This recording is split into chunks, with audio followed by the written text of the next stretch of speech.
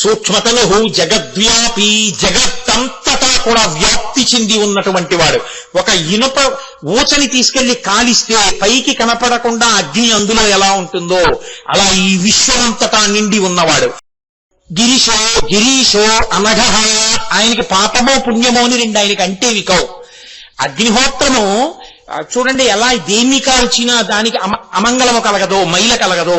ఒక సూర్యుండు సమస్త జీవులకు తానొక్కొక్కడై తోచుపోలిక జే దేవుడు సర్వకాలము నిజోత్పన్యజన్య కదంబహుత్సరానానావిధానోపకడై ఒప్పుచునుండునట్టి హరిణే ప్రార్థింతున శ్రాంతమున్నంటారు భాగవతంలో భీష్మాచార్యుల వారు.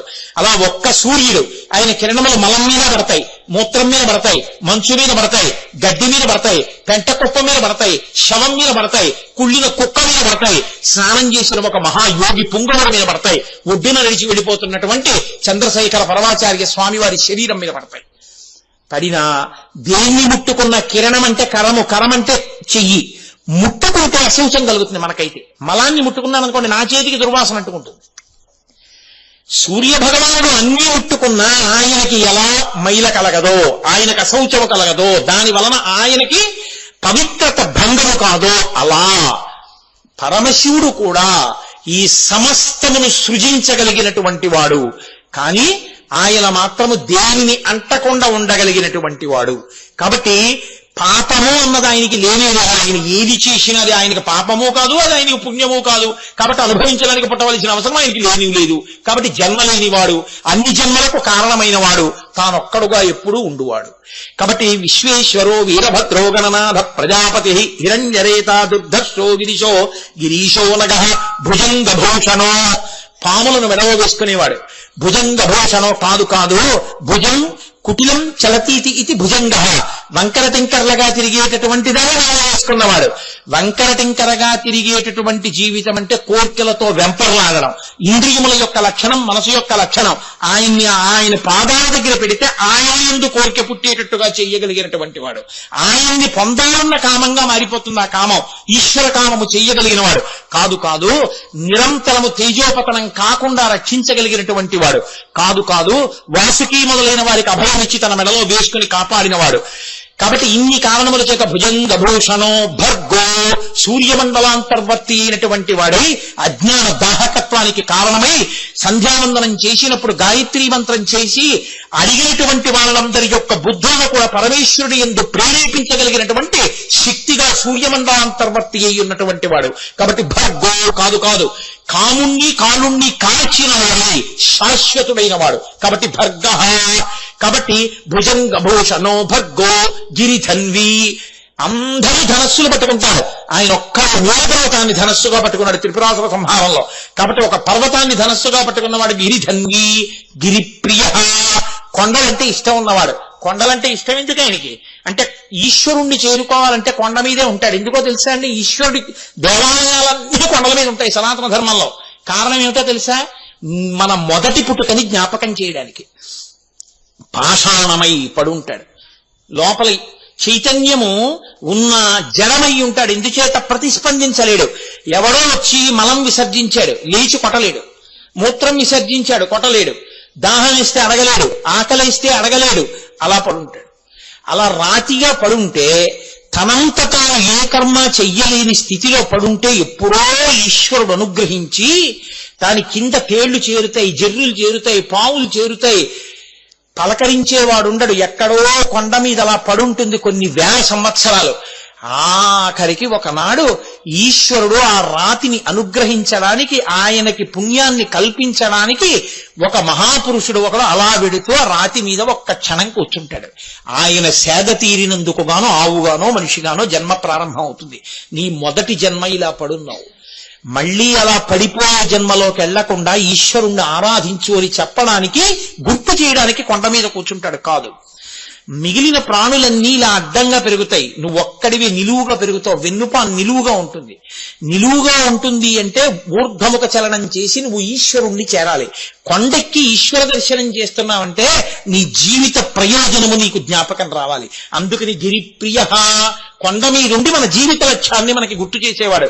కాబట్టి గిరీశో గిరీశో నగ భుజంగ భూషణో భర్గో గిరిధన్వీ గిరిప్రియ కృత్తివాసా. కృత్తివాసుడు అంటే చర్మాంబరధారి, ఏనుగు చర్మాన్ని కింద పంచగా కట్టుకుంటాడు, పులితోడుని ఉత్తరీయంగా వేసుకుంటాడు. ఈ రెండు ఎందుకు చేస్తాడు అన్నది నేను మీకు ఉపన్యాసాల్లో వివరణ చేశాను. కాబట్టి కృత్తివాసాహ పురారాతి, త్రిపురములకు ఆయన పడగొట్టేటటువంటి స్వరూపం ఉన్నవాడు. స్థూల సూక్ష్మ కారణదేహములను దాటించి మహాకారణ శరీరమైనటువంటి పరమేశ్వరునితో సంగమేర్పరిచి తాను సాక్షిగా ఉండి సమస్తాన్ని చూడగలిగినటువంటి మహాజ్ఞానిగా, మళ్లీ పుట్టవలసిన అవసరం లేకుండా శరీరం పడిపోతున్నప్పుడు కూడా సాక్షిగా నిలబడగలిగినటువంటి, ప్రజ్ఞ భాషింప చెయ్యగలిగినటువంటి, జ్ఞానం ఇవ్వగలిగినటువంటి మహాదేవుడు. కాబట్టి ఆయన అటువంటి వాడు కనుక ఆయనకి కృత్తివాస పురారాతి భగవాన్. భగవన్ అంటే భ గ వ, ఈ మూడక్షరముల చేత 6 లక్షణములు ఉన్నవాడెవరో ఆయన భగవాన్. అపారమైనటువంటి ఐశ్వర్యము. ఐశ్వర్యం అంటే బాహ్య సంపద కాదు. ఐశ్వర్యము అంటే అణిమ గరిమ మహిమ లఘిమ ఇటువంటి సిద్ధులన్నీ తనకి కలిగిన వాడు. సంకల్పం చేత దేన్నైనా ఇవ్వగలిగినటువంటి వాడు. అటువంటి వాడు ఐశ్వర్యమున్నవాడు, వీర్యమున్నవాడు.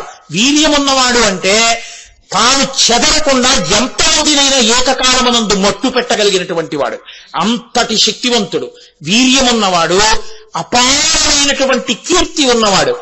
సామాన్యుడి దగ్గర నుంచి ఎంత గొప్పవాడైనా ఆ పేరు చెప్పకుండా బ్రతకలేడు. అలా బ్రతికిన బ్రతుకు కాదు, శివ శివ అనకుండా బ్రతకలేడు. అంతటి కీర్తి పొందినటువంటి వాడు. కాబట్టి అంతటి యశస్సు ఉన్నవాడు. ఇప్పటికి 3 అయ్యాయి. 4 సంపద. ఈ భూమి మీద సుఖస్థానములు ఏమున్నాయో అవన్నీ తన చేత సృజింపబడిన వాడు. అన్ని తనవిగా కలిగినటువంటి వాడు. తనవిగా కలిగిన నీకిచ్చి నీవు సంతోషపడితే తాను సంతోషపడేటటువంటి తండ్రి రూపమైన వాడు. కాబట్టి 4వదైనటువంటి ఆ సంపద కలిగినటువంటి వాడు. అపారమైన జ్ఞానము. ఆయనని దాటి జ్ఞానం అన్నది ఇంకొకటి లేదు. సమస్త జ్ఞానములకు ఆలవాలమైన వాడు. వైరాగ్యము 6వది. 6వది వైరాగ్యం అంటే ఇన్ని తన చేత సృజింపబడినా, ఇన్ని తను చేస్తున్నా, నీ చేస్తున్నాను నాదన్న వాడు. ఏ దేవి యందు సంగము లేక నిలబడగలిగిన వాడు. భాగవ 3 అక్షరముల చేత ఈ 6 అక్షరములు ఉన్నవాడు. లేనివాడు. ఏది లేనివాడు 6 ఉన్నవాడు. ఏది లేనివాడు కళ్యాణ గుణ సహితుడు, హేయ గుణ రహితుడు. హేయమైన గుణములు లేనివాడు. వాడెవరో ఆయన భగవన్. కాబట్టి విశ్వేశ్వరో వీరభద్రో గణనాథ ప్రజాపతి హిరణ్యరేత దుర్ధర్షో గిరిశో గిరీశో నగ భుజంగ భూషణో భర్గో గిరిధన్వీ గిరిప్రియ కృత్తివాసా పురారాతి భగవాన్ ప్రమదాదిప. ప్రమద్యంత శత్రున్ ఇది ప్రమద. సభలో శివుడి దగ్గర కూర్చున్నప్పుడు ప్రసన్నంగా కూర్చునేటటువంటి వాళ్ళు పరమశివుడు ఎవరి వంకన్నా ఇలా కోపంగా చూసి ఏంట్రా వాడు అధర్మం లోకాన్ని పాడు చేస్తున్నాడు అని ఒక్క మాట అంటే వెళ్లి మీద పడి పేగులు పీకేసి నెత్తురు తాగేసేంత కోపాన్ని పొందేవాళ్ళు. శివుడి యొక్క మనోభావాలను బట్టి కోపాన్ని కానీ శాంతాన్ని కానీ పొందేటటువంటి వాళ్ళు. వాళ్ళకి ప్రమదములని పేరు. ఆ ప్రమదగణములకు అధినాయకుడు. కాబట్టి ఆయన విశ్వేశ్వరో వీరభద్రో గణనాథ ప్రజాపతి హిరణ్యరేత దుర్ధర్షో గిరిశో గిరీశో నగ భుజంగ భూషణో భర్గో గిరిధన్వీ గిరిప్రియ కృత్తివాసా పురారాతి భగవాన్ ప్రమదాదిప మృత్యుంజయ. మృత్యుని జయించినవాడు, యముణ్ణి తన్నినవాడు, యముణ్ణి చంపేసినవాడు. వక్షస్థానమంతకస్య కఠినాపస్మాన సంబద్ధం భూభృత్పర్యటనం నమత్తురజిరకోటీర సంఘర్షణం కర్మేణం మృగలస్య తావక పదద్వంద్వస్య గౌరీపతే మచ్చేతో మణిపాదుకా విహరణం శంభో సదాంగీకురు. ఈశ్వర, యముణ్ణి వక్షస్థలం మీద తన్నినప్పుడు మీ పాదం ఎంత నిప్పెట్టిందో నా మనసు అనేటటువంటి మణిపాదుకులు తెలుక్కోండి అని శంకర భగవత్పాదులు శివానంద లహరిలో స్తోత్రం చేశారు. కాబట్టి అంతటి మహానుభావుడు. మృత్యుంజయ సూక్ష్మతను. ఎంత చిన్న శరీరంతో ఉంటాడంటే అందరి హృదయ కుహరములలో ఇలా కిందికి వంగినటువంటి తామర పువ్వు చివర ప్రకాశించేటటువంటి చిన్న వడ్డు గింజతో ఇలా గీరితే ఉండేటటువంటి మొన ఎంత ఉంటుందో ఆ మొన మధ్య ప్రకాశించేటటువంటి చిన్నవాడే మన దేహాన్నంతటినీ శాసిస్తాడు. నీవారస్సూకవత్తన్వీ పీతాభాస్వత్యనూపమ. మంత్రపుష్పంలో రోజు వేదాంతర్గతంగా చెప్తున్నాం కదా. నీవారసూకం అంటే వడ్డు యొక్క ముళ్ళు.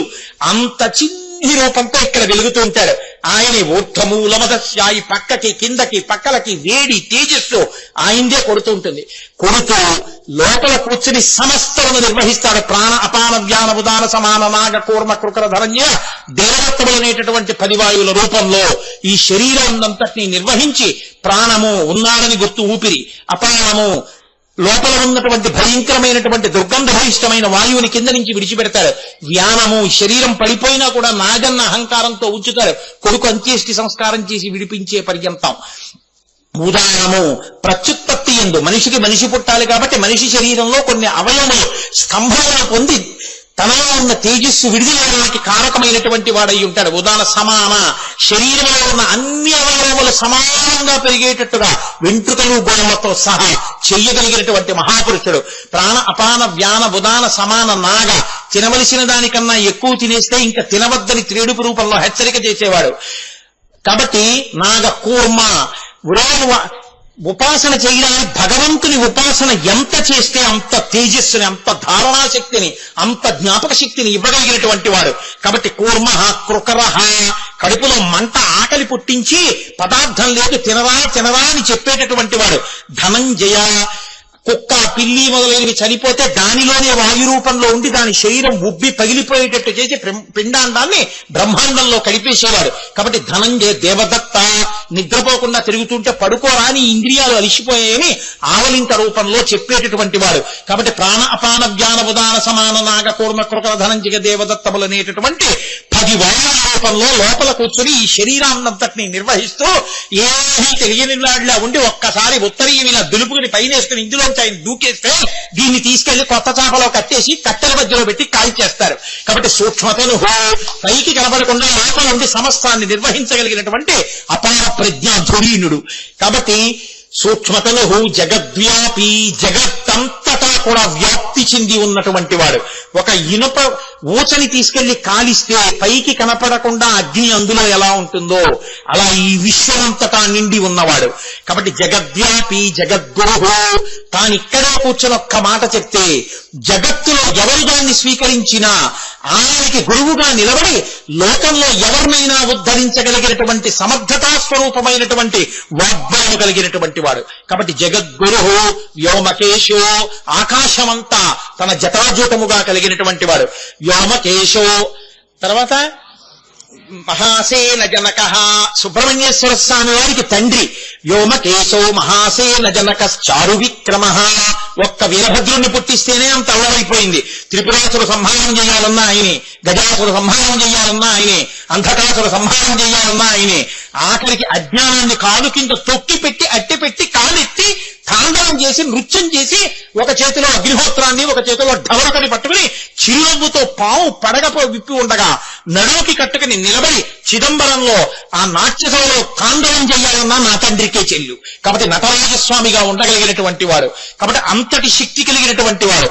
కాబట్టి మహాసేన జనక చారు విక్రమ ఆయన విక్రమం, ఆయన పౌరుషం, ఆయన ప్రతాపం, ఆయన వీర్యం, ఆయన తేజస్సు వేగోళ్ళు ఉన్నటువంటి ఆదిశేషులు కూడా వర్ణించలేడు. కాబట్టి హిరణ్యరేత మహాసేన జనక చారు విక్రమ రుద్రో రుద్ర అన్న నామంతో రుత్య అంటే రుత్ అంటే అడ్డుపడేటటువంటి ప్రతిబంధకాన్ని తాం ద్రావయతి భక్తేభ్యో ద్రావయతి భక్తుల యందు ఆ ప్రతిబంధకాన్ని తీసేసి ఈశ్వరుణ్ణి చేరేటట్టుగా చేయగలిగినటువంటి వాడు. రుత్యా ధర్మాన్ అవలోకయతి ప్రపయతివా ఆ లోకానికంతటికీ కూడా వేదం రూపంలో ధర్మాన్ని చెప్పి ఆ ధర్మాన్ని అనుష్ఠింపజేసి తనని పొందడానికి కారణమైనటువంటి వాడు. కాదు కోపంగా నిలబడి ఫలితం ఇచ్చేటప్పుడు ఈశ్వరా క్షమించమని అడిగితే నమస్తే స్తుధన్వనే బాహుభ్యాముతే నమః అని అడిగితే వెంటనే ధనస్సు పక్కన పెట్టి శివస్వరూపంతో రక్షించగలిగినటువంటి వాడు. ఇన్ని కారణముల చేత ఆయన రుద్రుడు. కాబట్టి మహాసేన జనక చారు విక్రమ రుద్రో భూతపతి భూతములకన్నిటికీ కూడా ఆయన పతి. ఎందుకని నేను మీతో మనవి చేసే అనుశాసనిక పర్వంలో మహాభారతంలో ఈ రహస్యాన్ని చెప్తారు. చతుర్ముఖ బ్రహ్మగారు అయ్యా ఇప్పటికే కొన్ని భూతములు వెళ్లి ఇళ్లలో చేరిపోతున్నాయి, పొద్దున్నే అనుష్ఠానం చేసుకునే వాళ్ళు ఉత్తిష్టంతో భూత పిశాచాహ అని వాటిని లేపి చేసుకోవలసి వస్తోంది. అన్ని భూతములు వెళ్లి లోకం మీద పడిపోతే యజ్ఞయాగాది క్రతువులు ఎక్కడ జరుగుతాయి, అవన్నీ ప్రతిబంధకాలు సృష్టిస్తాయి. అందుకని మీరు శ్మశానంలో కూర్చొని భూత ప్రేత పిశాచములు బయటికి వెళ్లకుండా అక్కడ కూర్చొని కూర్చోండి అంటే లోకంలో ధర్మం నిలబడడానికి నేను అక్కడ కూర్చుని బయటే వెళ్లకుండా నేను కాపాడతాను రా అని కూర్చున్నట్ట. ఇంకో ఆశ్చర్యం తెలుసా మీకు? కాలభైరవ తాండవం అని చేస్తారు. వాటికి ఓ తాండవం చేస్తుంటే చాలా సంతోషంగా ఎక్కడికి వెళ్లకుండా తప్పట్లు కొడుతూ కూర్చుంటాయి అవి. అందుకని ఆయన అక్కడ కాలభైరవ తాండవం చేస్తూ కూర్చుంటాడు శ్మశానంలో. ఎవరి కోసం? ఆయన కర్మ మన కోసం. మనం సంతోషంగా బ్రతకడం కోసం అక్కడుండి భూతములను తొక్కిపెట్టి ఉంచుతాడు మన మీద పడిపోకుండా. కాబట్టి భూతపతి స్థాణు, ఆయన స్థాణు అంటే కదలలేనివాడు కాదు, ఇక కదలడానికి చోటు లేనివాడు. కాబట్టి అంతటా ఇంటి విభికృతమైపోయిన వాడు. ఇంకా అంతకన్నా వ్యాపిద్దామంటే ఏం లేదు. కాబట్టి అంతటా ఆయనే ఉన్నవాడు. కాబట్టి మహాసేన జనక చారు విక్రమ రుద్రోభూతపతిస్థాణు అహిర్భుద్న్యో అంటే మహానుభావుడు పాతాళలోకంలో ఉండేటటువంటి ఆదిశేషుడు పడగలతో ఈ భూమండలాన్నంతటినీ పట్టుకోవడానికి కావలసినటువంటి శక్తిగా ఆదిశేషుని యందు అనుప్రవేశము చేసి ఆ శక్తిని ఇచ్చినవాడు. అహిర్భుద్న్యో దిగంబర, 10 దిక్కులు వస్త్రముగా ఉన్నవాడు, వస్త్రము లేనివాడు. భక్తి అన్న వస్త్రాన్ని మనం ఎవరినైనా నమస్కారం చెయ్యాలి, ఎవరినో కొలవాలి, ఎవరినో పూజించాలి అంటే భక్తి వస్త్రం కట్టుకుంటాం. ఆయన పట్ల భక్తిగా ఉన్నామని చెప్పడానికి. ఆయన అనీశ్వర, ఆయన భక్తితో ఉండడానికి ఆయన మీద ఎవరు లేరు. కాబట్టి ఆయన భక్తి వస్త్రం కట్టుకోవడానికి ఏం లేదు. కాబట్టి ఆయన దిగంబర. కాబట్టి మహాసేన జనక చారు విక్రమ రుద్రోభూతపతిస్థానుర్రహిర్భుజ్ఞో దిగంబర అష్టమూర్తి. ఆయన 8 మందిగా ఈ మానసనేత్రములకు కనపడేటటువంటి రూపులో జలమండుగురిగా ఉంటాడు. భూరంభం చనలో విలంబర మహార్నాథో హిమాంసు పుమాన్ ఇత్యాహాతి చరాచరాత్మకమిదం యస్యైవ మూర్త్యష్టకం నాణ్యక్కించన విద్యతే విమృశతాం యస్మాత్ పరస్మాత్ విభో తస్మై శ్రీ గురుమూర్తయే నమయిదం శ్రీ దక్షిణామూర్తయే. అందుకే కంచిలో పృథ్వీలింగం జంబుకేశ్వరంలో, జలలింగం అరుణాచలంలో, అగ్నిలింగం చిదంబరంలో, ఆకాశలింగం శ్రీకాళహస్తిలో, వాయులింగం కోణార్కలో, సూర్యలింగం సీతాగుండంలో, చంద్రలింగం కాఠ్మండూలో, యజమానలింగం. 8 మందిగా 8 మూర్తులుగా అందరికీ కనపడేటటువంటి స్వరూపం ఉన్నవాడు. అనేకాత్మ, తానొక్కడే అనేకముగా కనపడుతూ ఉంటాడు. అలా కనపడడం మాయ యొక్క చమత్కారం. కాబట్టి అష్టమూర్తిరనేకాత్మ సాత్విక, ఎప్పుడూ శుద్ధ సత్వగుణంతో ప్రకాశిస్తూ ఆయన హాయిగా ప్రశాంతంగా కూర్చుని ఉంటాడు. శుద్ధ విగ్రహ, ఆయన పరమ పరిశుద్ధమైనటువంటి విగ్రహము. పరమ పరిశుద్ధమైన విగ్రహం అన్న మాటకు అర్థం ఏమిటో తెలుసా అండి? అప్రాకృత శరీరం తం అతిమన్మథరూపిణం ఘృతరీతి ఘనీభూతం సచ్చిదానంద విగ్రహం అంటుంది. ఘృతరీతి ఘనీభూతం అంటే నీతిలా పేరుకున్నవాడు. ఆయనకు అసలు రూపం లేదు, కానీ నిన్ను ఇలా చూడాలని అన్నారు. లేకపోతే ఎందుకని? అసలు రూపమే అంతటా నిండిపోవు. అగ్నిముఖంబు పరాపరాత్మకమాత్మ కాలంబు గతి రత్నగర్భ పదము శ్వసనంబు నీ యూర్పు రతన జలేశుండు దిశము కర్ణంబులు దివము నాభి సూర్యుండు కన్నులు శుక్లంబు సలిలంబు జఠరంబు జలభుడు చగలు శరము సర్వోషధులు రోమచయము శల్యంబు లద్రులు మానసమృతకరుండు చందములు ధాతువులు ధర్మ సమితి హృదయము హాస్యపంచకముపనిషద ఆహ్వయంబైన నీరూపు సరసత్వమై శివాఖ్యాయి స్వయం జ్యోతియై ఒప్పు అద్యమగుచు అంటారు పోతన గారు. అటువంటి రూపం ఉన్నవాడు భక్తులైన వారికి కంటికి కనపడడం కోసం కరిగిపోయిన నెయ్యి పేరుకున్నట్టుగా ఒక రూపంతో కనపడతాడు. శుద్ధ విగ్రహ కాదు కాదు, ఇంత పేరుకున్నవాడే వైరానికి గిలితే కరిగిపోయినట్టు. శంకరాన్ని ఆర్తితో పిలిస్తే చాలు గుండె కరిగిపోయి, అయ్యో నువ్వు చేసిన పాపానికి ఫలితం ఇచ్చాను రా, ఆర్తితో పిలిచానా అని మళ్లీ వచ్చి గట్టిగా పొదివి పట్టుకుని రక్షించేటటువంటి రక్షించ పాపములు పోగొట్టగలిగినటువంటి వాడు. కాబట్టి అంతటి దయాళు. కాబట్టి సాత్విక శుద్ధ విగ్రహ శాశ్వత, ఆయన తప్ప వేరొకడు ఉండరు. ఎప్పుడూ ఉండే స్వరూపం ఉన్నవాడు ఆయన ఒక్కడే. కాబట్టి శాశ్వత ఖండపరశు, ఆయన చేతిలో ఉన్నటువంటి గంటగొడ్డలి విరిగిపోయిందని పట్టుకున్నాడు. ఒకసారి గజాసుర సంహారం చేసినప్పుడు ముక్కలైంది, అదొకటి. 2 ఒకసారి విష్ణు భగవాను యొక్క శరీరం మీద వేసినప్పుడు శివకేశవులు 2 కాదని నిరూపించడానికి ఖండపరశువులు పట్టుకున్నాడు. మీకు చెప్పాను ఈ వృత్తాంతం అంతా. కాబట్టి శాశ్వత ఖండపరశు అజహ, పుట్టుక లేనివాడు. ఆయన ఒకనాడు పుట్టినవాడు కాడు, మిగిలినవన్నీ పుట్టినవి. ఆయనకు అసలు పుట్టుకే లేదు, ఎప్పటి నుంచో అలా ఉన్నాడంతే. కాబట్టి అజహ పాశ విమోచక, సమస్త పాశములను కూడా పశువులైన వారు పాశములన్నీ తెగనరికి విడిపించి పశువులను పశుపతిలో కలుపుకుని తన ఎదురుగుండా నందిగా ఆనందమిచ్చి నిలబెట్టగలిగినటువంటి స్వరూపం ఉన్నవాడు.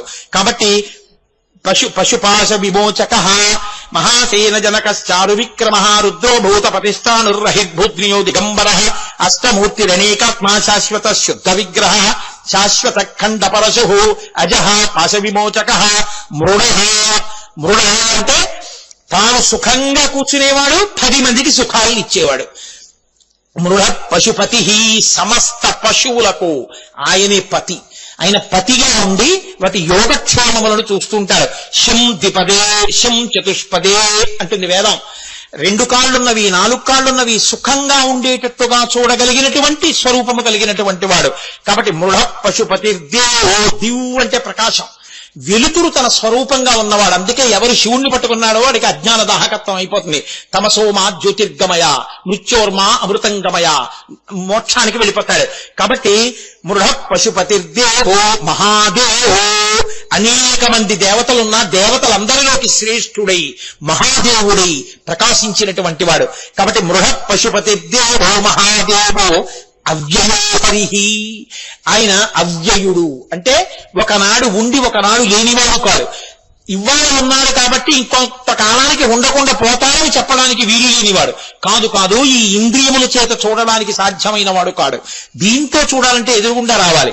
ఈ కళ్ళు మూసి లోపలికెడితే ఇక్కడ దర్శనమిచ్చేటటువంటి వాడు, అంతటా నిండి నిబిడీకృతమైన వాడు. కానీ బాహ్యనేత్రములు మూస్తే తప్ప కనపడనటువంటి వాడు. అనుగ్రహించిన నాడు ఈ నేత్రములకు కూడా కనపడడానికి వీలుగా వేదాహేతం పురుషం మహాంతం ఆదిత్యవర్ణం తమసత్తు పారే సర్వాణి రూపాన్ని విచిత్యధీర నామాని కృత్వాభివదం దాస్తే అని మాంసనేత్రమునకు కూడా దర్శనమివ్వగలిగినటువంటి రీతిలో కిందికి దిగిరగలిగినటువంటి స్వరూపమిచ్చి స్వరూపముతో అనుగ్రహించగలిగినటువంటి భక్తుల పట్ల దయ కలిగినటువంటి గొప్ప స్వరూపమున్నవాడు. కాబట్టి మృఢ పశుపతిర్దేవో మహాదేవో అవ్యయో హరి, ఆయన సమస్తమును హరించేవాడు, పాపములన్నింటినీ తీసేస్తాడు. కాబట్టి మృఢ పశుపతిర్దేవో మహాదేవో వ్యయో హరి.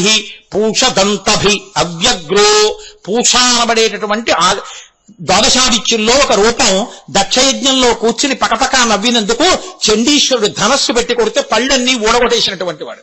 ఊడగొట్టి యజమానుల యొక్క దంతములతో పిండి పదార్థములు తినడానికి అధికారం ఇచ్చినవాడు. కాబట్టి పూషదంతభిదవ్యగ్రో, కోపంగా ఉన్నట్టుగా కనపడి అవతలని పాపములను పోగొడతాడు.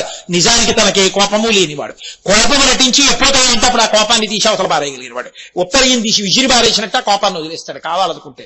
ఒకసారి చెప్పాడు మహాభారతంలో, ఇదిగో నా కోపాన్ని తీసుకెళ్లి నీళ్లలో పారేశాను, దానికి జ్వరము అని పేరు కలుగుతుంది. అప్పుడప్పుడు ఆ వేడి మనుషుల మీదకి వస్తుంటుంది, వస్తే జ్వరం వచ్చిందంటారు, శివజ్వరం అంటారు దాన్ని. నీళ్లలో వదిలిపారేశాను రా, నేను మీ పట్ల ప్రసన్నుండి అన్నాడు.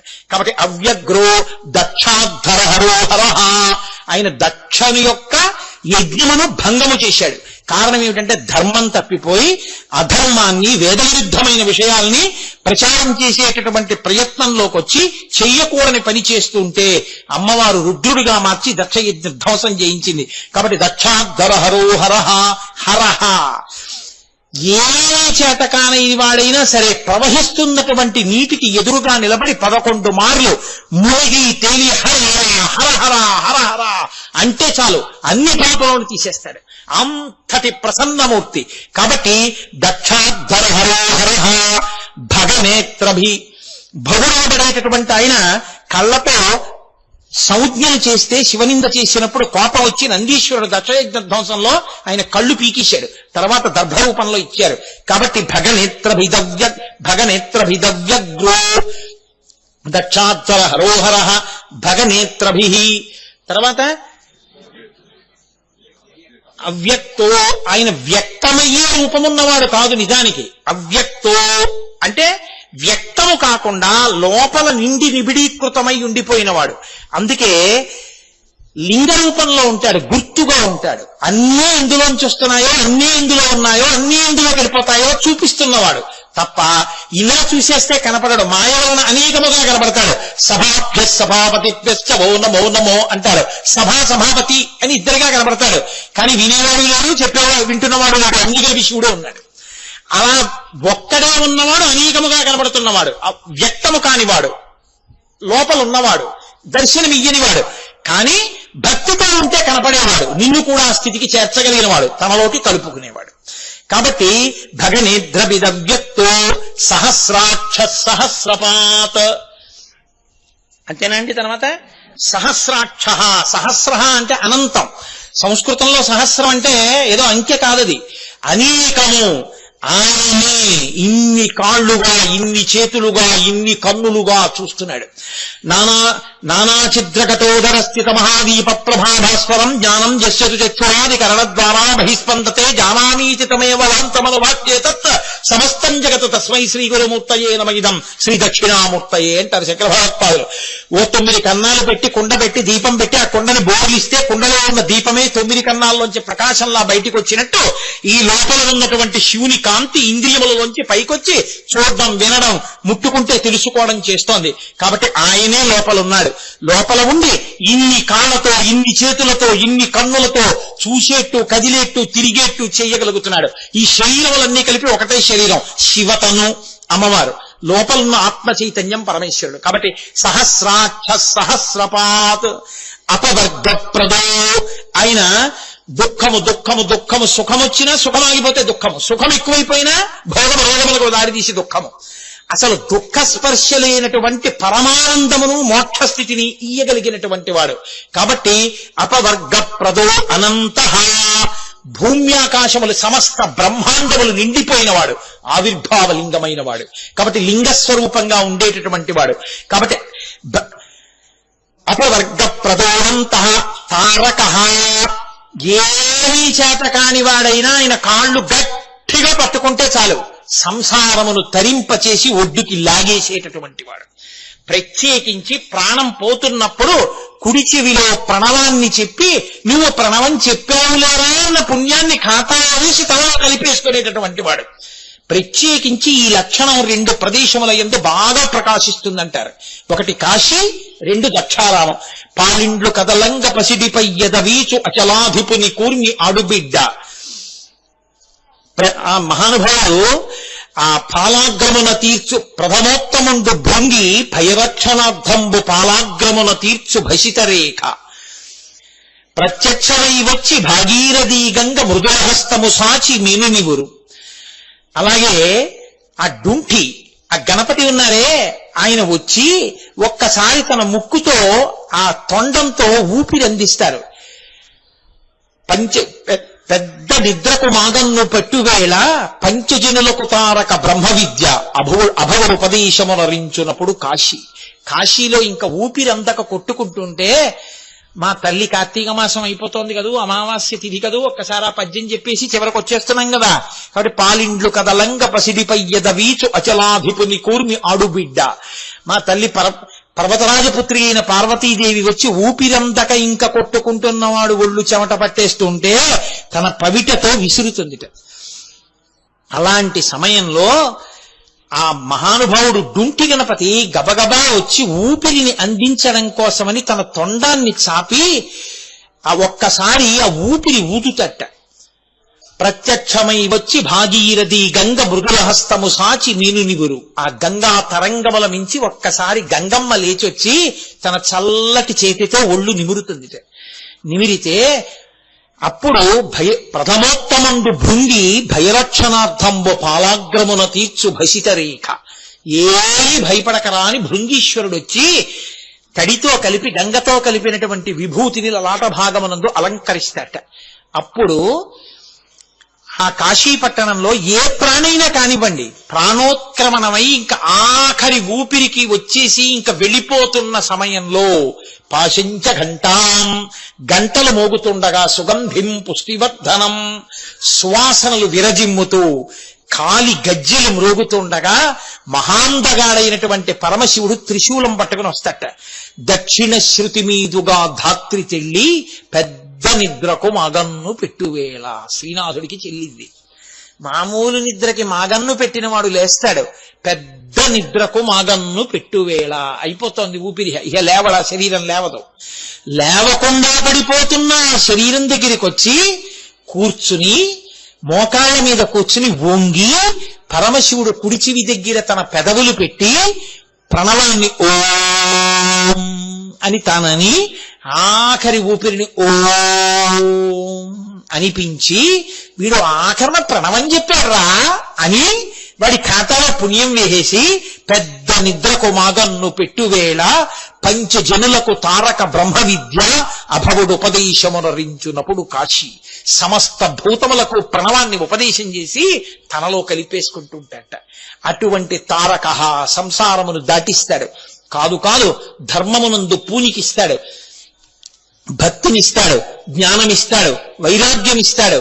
ఆయన్ని నమ్ముకున్న వాళ్ళకి అన్నీ ఇస్తాడు. ఐశ్వర్యం ఏం తీసేయడు, అన్నీ ఉంటాయి. కానీ తామరాకు మీద నీటి బొట్టులా ఉంటాడు. పరమేశ్వరుడి పాదములు పట్టుకుని ఉంటాడు. దాని వలన తుదన కూడా ఆయన స్మరణతోనే ఆయనలోనే కలిసిపోతాడు. కాబట్టి అంతటి మహానుభావుడు కనుక, సంసార సముద్రమునందు పడవ వంటి వాడు కనుక తారక పరమేశ్వర. ఆయన పరమ ఈశ్వరుడు. పరమ అంటే చూడండి, ఇంకా బాగా నొక్కి చెప్తే విశేషణం వేసి, నీకు అనుమానం లేదు, ఆయన పరమ ఈశ్వరుడు. ఆయనే సమస్త జగత్తులకు ప్రభువు, సృష్టికర్త, స్థితికర్త, ప్రళయకర్త. ఆయన ఏదైనా ఇవ్వగలడు, నిన్ను ఆయనలోకి కలుపుకోగలడు. 3 తరాలు చూడగలిగినటువంటి వైభవాన్ని ఇవ్వగలడు, దీర్ఘాయుష్మంతుణ్ణి చేయగలడు, అనేక యజ్ఞయాగాదులు చేయించగలడు, పనికిరాని కోటేశ్వరరావుతో ప్రవచనం చేయించగలడు, అపారమైన కీర్తిని ఇవ్వగలడు. ఆయన ఏమివ్వగలడు, ఏదైనా ఇవ్వగలడు అని మహాత్ముడైనటువంటి వాడు. కాబట్టి పరమేశ్వర. ఏవం శ్రీశంభుదేవస్య నామ్నామస్తోత్తరం శతం. ఈ 108 పరమేశ్వరుని యొక్క నామములు. 108 నామములు చెప్పారు అంటే అర్థం ఏమిటో తెలుసా అండి? ఎవరు పుట్టినా, ఎవరు ఉన్నా, ఎవరు గిట్టినా 12 రాసుల్లోనే, 12 రాసుల్లోనే, 12 రాసులలో 27 నక్షత్రములు, ఒక్కొక్క నక్షత్రానికి 4 పాదాలు. 27 × 4 108.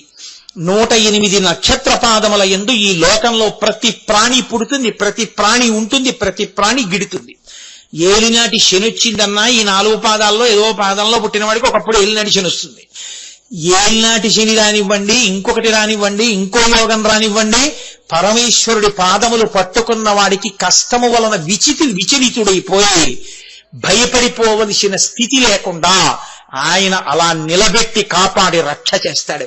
కాబట్టి ఆయన పరమేశ్వర. ఆయన సంపూర్ణమైన అనుగ్రహం ఉంది కాబట్టే కార్తీక సోమవారంతో ప్రారంభమై కార్తీక సోమవారంతో పూర్తయిపోయిన కార్తీక మాసంలో మొదటి కార్తీక సోమవారం నాడు ప్రారంభించిన శివాస్తోత్రపు మొదటి నామాన్ని చిట్ట చివరి కార్తీక సోమవారం నాటికి 108 ఒక్క ఉపన్యాసంలోనే వ్యాఖ్యానం చేయించి పూర్తి చేయించాడు. అలా చేయించగలిగినటువంటి దక్షుడు ఆయన పరమేశ్వరుడు.